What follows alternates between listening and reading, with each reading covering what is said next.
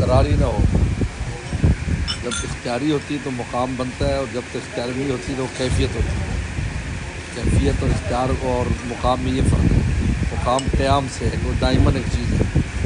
جب رونا چاہے گا رونا شروع کر دے گا، نہیں چاہے گا تو نہیں کر شروع. یا کتنا رونے کا ماحول اس میں نہیں رونا. رونا ہے تو چھوٹی سی بات پہ ایسی رو لیں. جب شاہ رولت صاحب رحمۃ اللہ علیہ سنی بات ہوئی تو ان کو مقام حاصل ہو.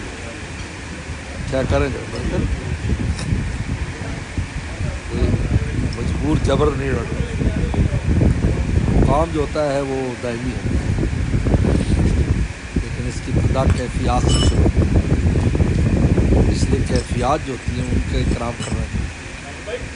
جو کیفیت ہے میں تلاوت کروں تو تلاوت شروع کر دیں، جلدی دعا کروں تو دعا شروع کر دیں. یعنی اس وقت دوسرے کام چھوڑ کے اس کو اہمیت دیں، تو پھر یہ آہستہ آہستہ مقام بن جاتا ہے. مقام میں جب چاہیں گے کر سکتے، نہیں کریں کوئی مسئلہ نہیں ہے. یعنی ایسے جیسے کسی فن میں کو ماہر ہو جاتا ہے نا، جس کے میرے بائیں ہاتھ کا کھیل ہے، پھر یہ ہو جاتا ہے، اس کو مقام کہتے ہیں. یہ جب تک اصول اصل مقام کا اصول اصل اس سے پہلے کیفیات آتی رہتی ہے. خیر ٹھیک ہے سر، یہ بہت اہم چیز ہے. وہ جب اس کیفیت جو اللہ کی طرف سے من جانب اللہ آئے گی آپ پر، آپ نے اس کا اکرام کیا، یعنی اس کے تقاضے پر عمل کیا، تو پھر یہ مقام بن جاتا ہے.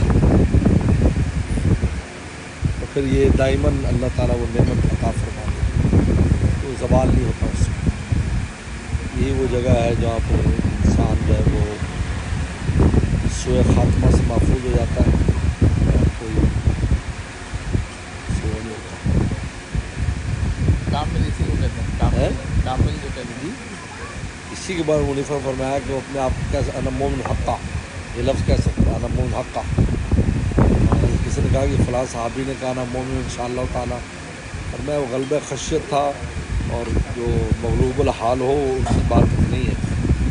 لہٰذا انا مومن حقہ کہہ سکتا ہے کہ میں پکا ٹھکا مسلمان ہوں، سب حق مومن حق ہوں. مومن حقہ سے انشاءاللہ مقبول ہے، تو وہ غلبہ خشیت کی وجہ سے.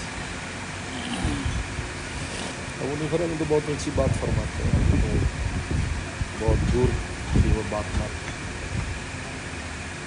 کوئی آپ کون ہو کہہ سکتا ہے نا مون حقہ، انشاءاللہ کہنے کی ضرورت نہیں ہے.